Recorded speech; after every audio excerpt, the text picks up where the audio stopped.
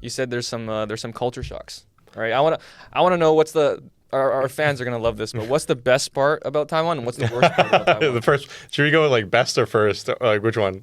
Let's go best. Okay. Let's go best first. Okay. And then you can talk about the worst part. Later. Best is like for sure food culture. Bro, I've already gained like weight since arriving here, man. It's rough. It's normal. Like food culture is so fucking great here. Like you have no idea how insane the food is in Taipei. Like, well, you probably do, but like at the same time, you don't realize it until you're like how precious Taiwan. it is. Yeah. And then like, secondly, I just also think that there's so much stuff to do, and like Taipei especially, it's like you're so close to nature as well as being like in a city. Like you haven't like being able to be in such a huge urban city and also be so close to like mountains and natures and stuff is so impossibly like it's so rare to find in terms of mega cities and stuff. Most mega cities you're like, oh, like for example London, if you lived in London for a year you'd be like, oh, I want to go like hiking, you know, but then what are you going to do? You have to go, you know, you have to plan, you have to do a whole week and then you have to go hiking. But for example, me and my girlfriend, we just like went to the Maokong the Maokong gondola, and like we decided that the day before, just like you wanna go, yeah, sure, why not? And then we just like took a train and then went on into the mountains, you know. And so that's like really really rare, especially like Taipei, when you're looking at Taipei especially. And then also just like I think the convenience of a lot of things, like for sure, everything stays open like at midnight, bro. Maastricht, man, after 10 o'clock. The place. Like, only places open after 10 o'clock is like a bar maybe until like 12. And then like after that, like really bad nightclubs. Oh, yeah. really bad nightclubs. And so like after 10, you're like, you have cafes still open. You can go study and everything. After 5, you can't study anymore. You have to study at home. Like, what? Yeah, all the cafes are closed. Or if they are still open, they're like, you need to get the fuck out. Like, we need to serve some customers. Like, you know. I actually really enjoy like there's a lot of night cafe here. Yeah, no. Just open till like 2 o'clock. Dude, definitely. No, the cafe culture as well in Taipei it's actually next level because like there's so many, it's such a normal culture to have like open a cafe and then you really just personalize it.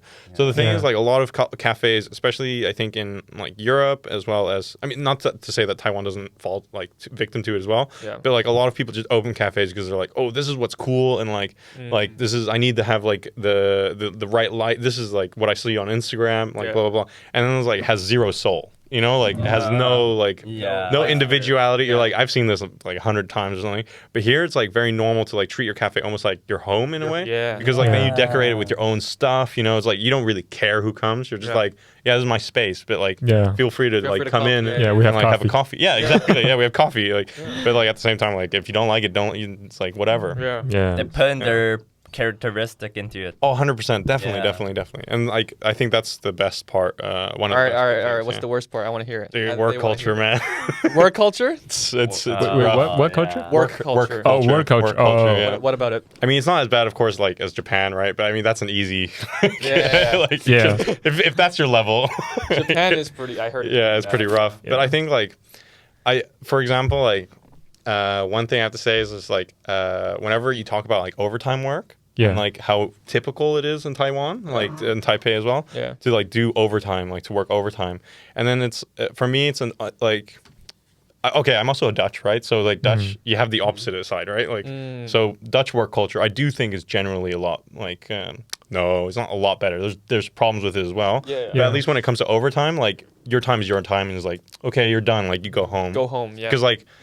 I guess the best way you can say it is like there's a bit more honesty in the work culture in the Netherlands, for example, because like what you agree to in your contract is what you agree to. Like that's like set in stone. Versus in Taiwan, like there's a strange expectation that you need to overtime is that you need. That's like like it's a responsibility. Like, dude, of course you have to stay overtime. Like dude, your contract says 9 to 6, but like dude, you got to be ready. Like we got to be able to reach you at 8. You know, you have to be ready to work at 8. That sucks. And so it's just like that's one thing. But then the thing that irks me is that like mostly when you say like, oh yeah, but overtime's like a problem, but then there's like, oh yeah, but that's like Taiwanese, you know. But I think that's also generally like a collective like excuse to say like, oh, that's, you know, it is what it is. But like the thing is, like it only starts to change when people start to like, for example, record overtime. That's when companies start to care, you know. Like, true. Like it's fine to work overtime. I don't care, but like then you shouldn't be doing it for free, you know, because that's not what you agreed to. You guys are doing it for free?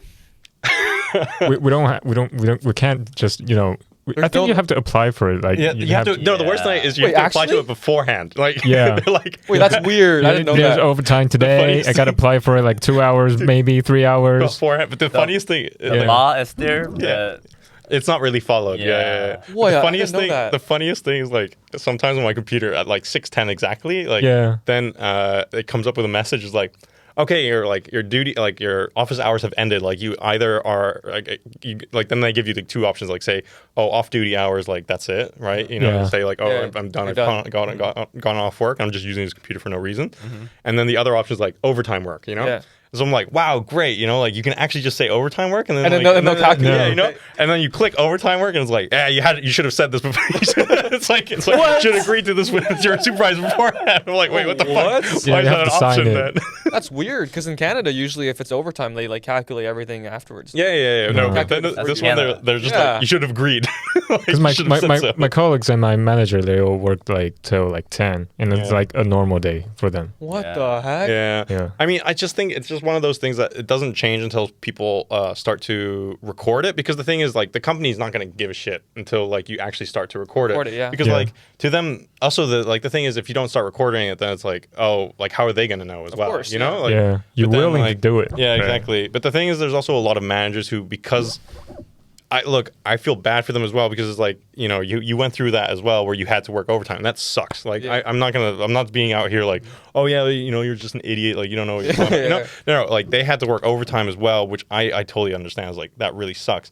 But then like I hate like managers who, because they had to do it when they were like our age, you do it too. then they're like, dude, this is just the way it is. Like, dude, like how dare you? If you want to like make advances in this work culture, that's fine. But then at the same time, I find most managers who are like that are typically not liked by their employees so much. Like hierarchical.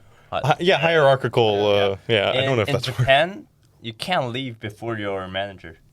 Yeah. So everyone just sitting there waiting for the manager. Wait, what? That's a thing? Oh, yeah. He just shut off his computer. Shut it down. All right, time to go. Plug on the whole building. Even you're I'm gonna done go. with your work, you just sit there and wait for your manager to go, and then your lower manager will go, and then it's like, So it goes in a, like a hierarchy. Oh. But I think that's not that's in the past, right? Like, or is it? I don't know about now, but like I'm pretty sure in the past. Yeah, fair enough. Yeah. But I feel like the work culture for Taiwan is still like pretty mild for Asia-wise. Yeah, no, definitely. Like the thing for me, the way it's like I don't think it's not like I'm not saying that like working overtime is how do you say, like it's that if you are a person who works overtime then you're like stupid or something. I don't think it's a bad thing. I just think that like there needs to be a bit more honesty. Like for example, there's just like and what I mean by honesty is like honesty between the employer and the employee, because then it's like if you record the overtime, it's like, hey man, like obviously I'm doing overtime, but then like how's the company gonna know if you're not like how are they gonna help you out and realize like, oh shit, you're like overworked, you know? Like how am I supposed to know that I need another staff member as a manager unless you start telling me about like your overtimes and stuff, you know? On the other hand, China is pretty honest with their contract. Really? Because they just literally just put in 996 in their contract. 996 culture. 996. Oh no. 996. 9 to 9, 6 days a week. Yeah. Damn. If you don't agree, there's you can't work. Yeah, it's in the contract. Yeah. 996. That's true though. That's more honest, right? You just. I mean, look, it's a step in the right direction. At least we're starting somewhere. Yeah. You gotta start somewhere, but at the same time, like, fuck, man, that's rough if you have that in your contract. To be honest, yeah. 对，你把整部影片看完了。很强欸。 Dude, if you want to watch more, 就点这边连结，有看到吗？我实在没看到。